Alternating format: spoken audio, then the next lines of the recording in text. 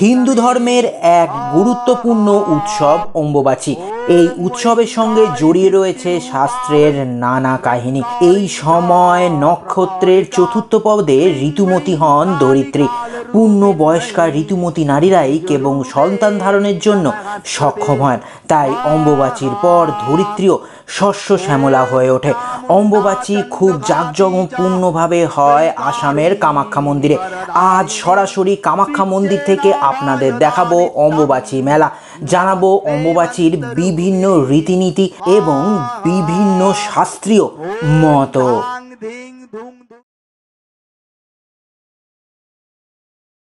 আমি ডক্টর মিঠুন চলে এসেছি মহা অম্বুবাচী মেলা আপনাদের দেখাবো সরাসরি ট্যুরিস্ট ডেস্টিনেশনের পর্দায়। আমি দাঁড়িয়ে রয়েছি কামাখ্যা মন্দিরের সামনে, চারদিকে লোকে লোকারণ্য, তাই ভিডিও করার আলাদা করে জায়গা নেই। এই ভিডিওর মাধ্যমে শুধু কামাখ্যার অম্বুবাচী মেলা নয়, আপনাদের জানাবো এই মেলার মাহাত্ম্য, আর অবশ্যই তার জন্য পুরো ভিডিও শেষ অবধি দেখতে থাকুন। বাংলা পঞ্জিকা অনুসারে 7ই আষাঢ় থেকে শুরু হয় অম্বুবাচী। প্রচলিত কথায় বলা হয়ে থাকে কিসের বার কিসের তিথি, আষাঢ়ের 7 অম্বুবাচী। সূর্য যেদিন মিথুন রাশিতে প্রবেশ করে বাংলা মতে তার পরদিন থেকেই শুরু হয় আষাঢ় মাস। এর ঠিক এক সপ্তাহ পরে শুরু হয় অম্বুবাচী। হিন্দুদের কাছে অম্বুবাচী একটি বিশেষ আচার বা ব্রত। এই 3 দিন দেবী ঋতুমতী হন বলে শাস্ত্র অনুসারে মনে করা হয়। আষাঢ় মাসের তৃতীয় পদ শেষ হলে চতুর্থ পদের শুরু থেকে 3 দিন ধরে চলে অম্বুবাচী।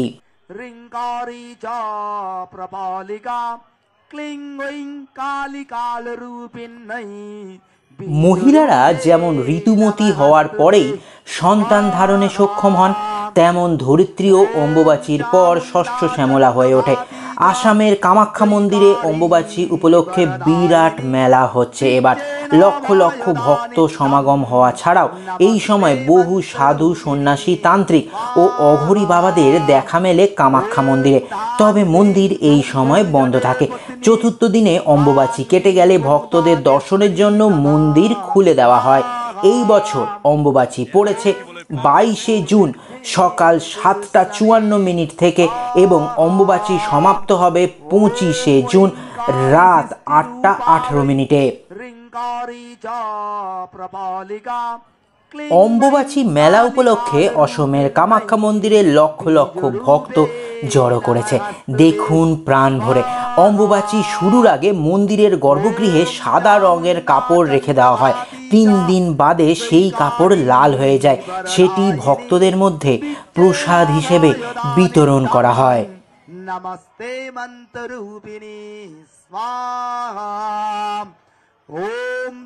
অম্বু অর্থাৎ জল ও বাচী অর্থাৎ উৎফুল্লন, এই শব্দ দুটি মিলে অম্বুবাচী শব্দের উৎপত্তি। এই শব্দটি স্ত্রী শক্তি ও তার জন্ম দেওয়ার ক্ষমতাকে প্রবল করে। 3 দিন ব্যাপী এই মেলার প্রথম দিনে ভক্তরা কামেশ্বরী দেবী ও কামেশ্বর শিবের দর্শন করেন। তারপর মহামুদ্রার দর্শন করেন।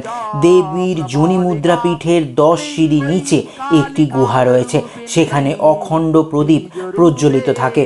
এখানে যাতায়াতের ভিন্ন পথ রয়েছে। এখানেই ভক্তদের প্রসাদ হিসেবে ভেজা লাল কাপড় দেওয়া হয়। এটি অম্বুবাচী বস্ত্র নামেও পরিচিত।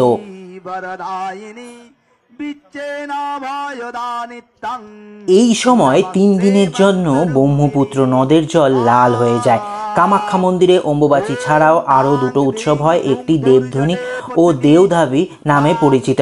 এখানে বাদ্যযন্ত্রের সঙ্গে নৃত্য করা হয়। অম্বুবাচীর সঙ্গে জড়িয়ে আছে বহু আচার অনুষ্ঠান। এই 3 দিন সন্ন্যাসী ও বিধবারা বিশেষভাবে পালন করেন। কোনো শুভ কাজও কয়েকদিন নিষিদ্ধ থাকে। শুধু তাই নয়, অম্বুবাচী চলাকালীন কৃষিকাজও বন্ধ রাখা হয়। 3 দিন পর অম্বুবাচী ফের কোনো মাঙ্গলিক অনুষ্ঠান পরে চাষাবাদ শুরু করা হয়। ট্যুরিস্ট ডেস্টিনেশনের সঙ্গে আসামের কামাখ্যা থেকে অম্বুবাচী মেলা কেমন লাগলো অবশ্যই কমেন্ট করে জানাবেন। ভালো লাগলে অবশ্যই লিখবেন জয় মা। আর শুধুমাত্র অম্বুবাচী মেলায় নয়, আপনাদের ট্যুরিস্ট ডেস্টিনেশন পুরী থেকে সরাসরি দেখিয়েছে স্নানযাত্রা।